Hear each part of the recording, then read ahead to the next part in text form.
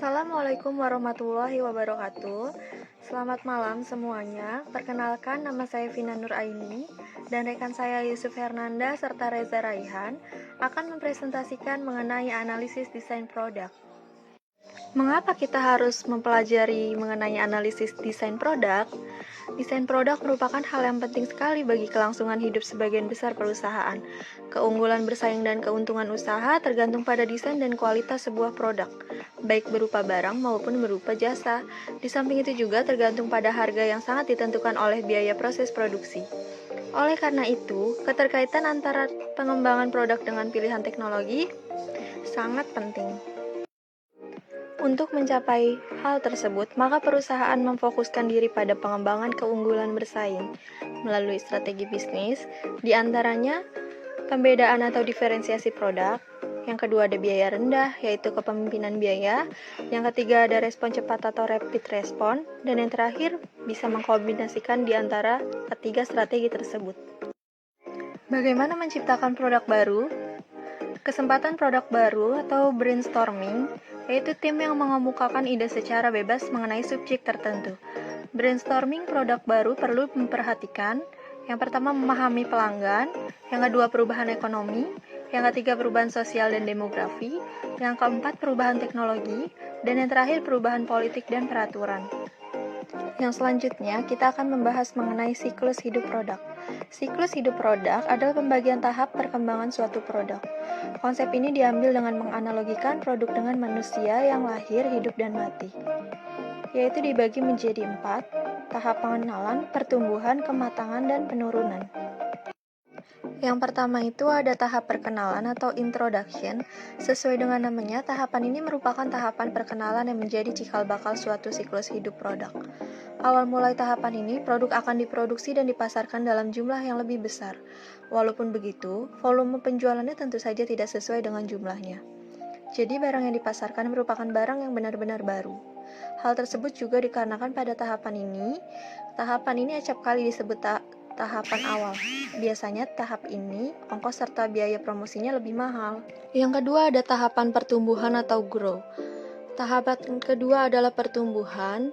Tahapan yang saat ini sesuai dengan namanya merupakan tahap yang menentukan suatu produk menjadi lebih berkembang atau tidak.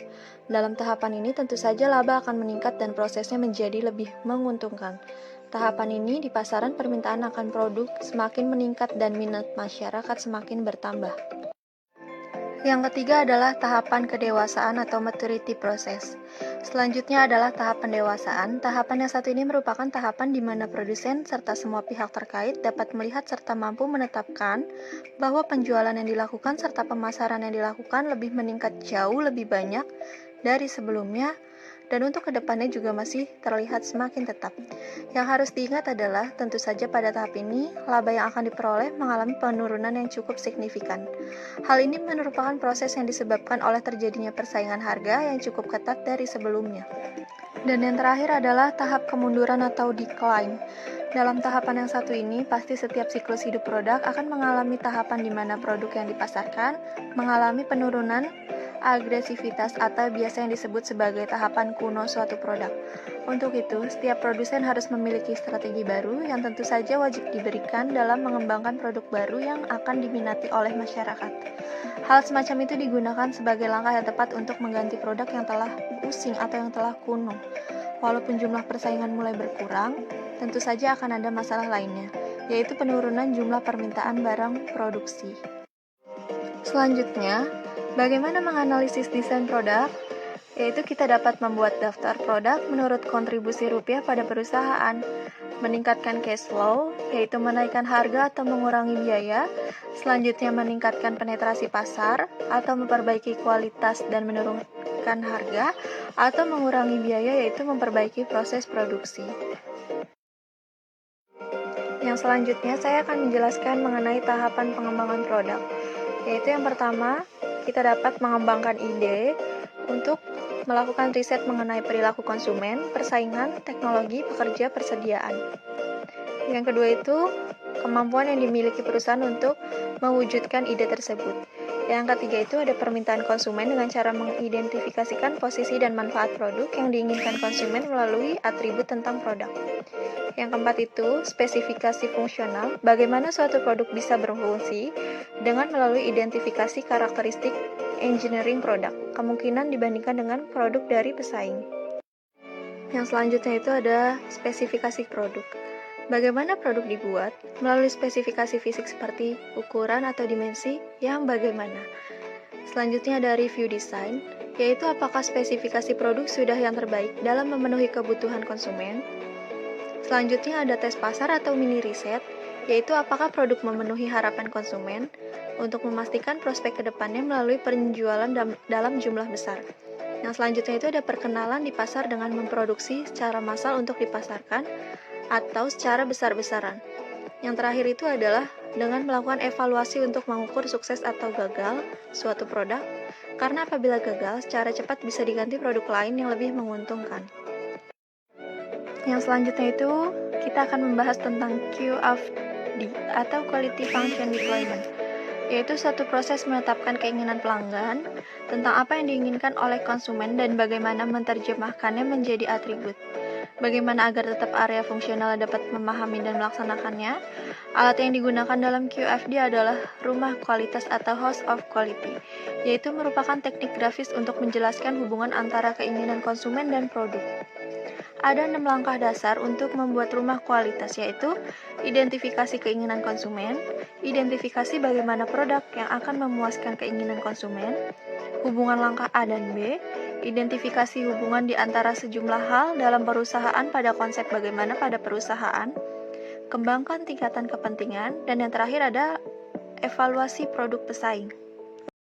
Selanjutnya kita akan membahas mengenai manufacturability and value engineering, yaitu aktivitas yang menolong memperbaiki desain, produksi, pemeliharaan, dan penggunaan sebuah produk. Hal ini dilakukan dengan tujuan antara lain mengurangi kompleksitas produk, standarisasi tambahan dari komponen, perbaikan aspek fungsional produk, memperbaiki desain pekerjaan dan keamanan pekerjaan, memperbaiki kemudahan pemeliharaan produk, dan desain yang tangguh. Selanjutnya kita akan membahas mengenai isu dalam desain produk. Yang pertama ada robust design, yaitu desain yang dapat diproduksi sesuai dengan persyaratan meskipun dalam kondisi tidak layak. Selanjutnya adalah modular design, yaitu komponen produk yang dapat di-customize seperti pergantian modular pada Harley Davidson yang mudah dimodifikasi, atau seperti restoran, swalayan, dan lain-lain. Selanjutnya adalah sistem CAD atau Computer Aided Design, yaitu penggunaan komputer untuk mengembangkan dan mendokumentasikan produk. Selanjutnya adalah Computer Aided Manufacturing atau CAM, penggunaan teknologi informasi untuk mengontrol mesin. Dan yang terakhir ada Environmentally Friendly Design, yaitu mengembangkan produk yang aman, bisa didaur ulang, tidak boros, dan membedakan dari produk dengan pesaing, menambah biaya untuk memenuhi aturan keselamatan lingkungan.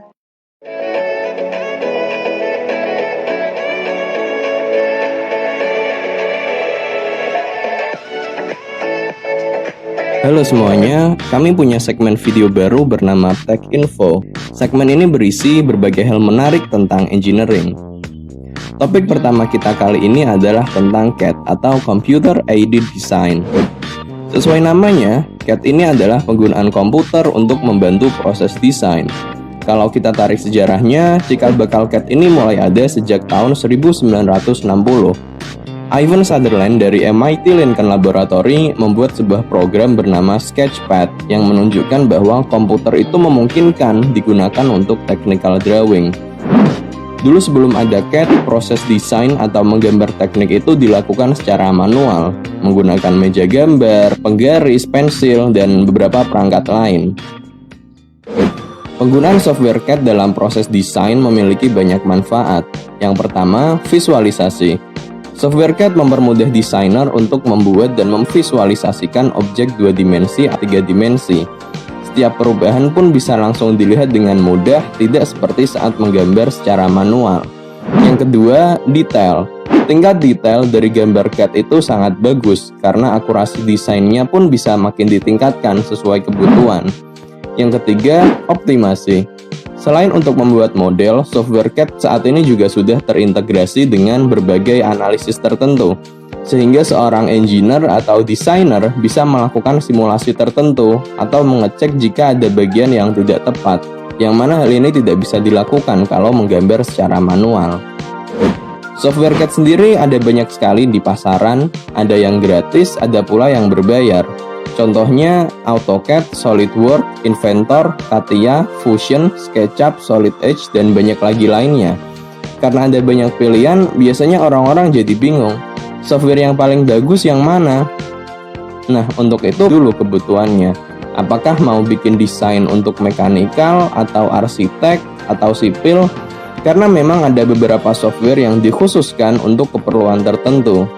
Itu yang paling utama, memahami keperluan desain apa yang akan dilakukan. Setelah itu tinggal gunakan software CAD yang ada, karena pada dasarnya semua software CAD itu sama saja. Biasanya para desainer atau engineer yang masih awal itu salah paham dengan CAD. Mereka berpikir kalau mendesain itu artinya ya menggambar CAD, padahal kan tidak seperti itu. Proses desain itu terdiri dari rangkaian proses panjang, mulai dari analisis masalah, riset solusi, perhitungan, lalu baru menggambar CAD-nya. Jadi CAD itu hanya sekedar alat bantu dan bukan bagian utama dari mendesain. Kalau mau belajar desain, berarti harus belajar riset, analisis masalah, dan mencari solusi. Menggambar CAD itu hanya salah satu bagian saja sebagai alat bantu. Toh tanpa CAD, harusnya seorang engineer tetap bisa membuat desain untuk menyelesaikan suatu masalah. Karena nyatanya, sebelum ada CAD, para engineer sudah bisa membuat rancangan mesin-mesin hebat, pesawat terbang, atau bahkan roket untuk penjajahan luar angkasa. Nah, demikian itu tadi penjelasan mengenai CAD. Bagaimana menurutmu? Oh iya, beri masukan juga ya tentang model video kami yang baru ini agar channel YouTube ini bisa semakin berkembang. Terima kasih.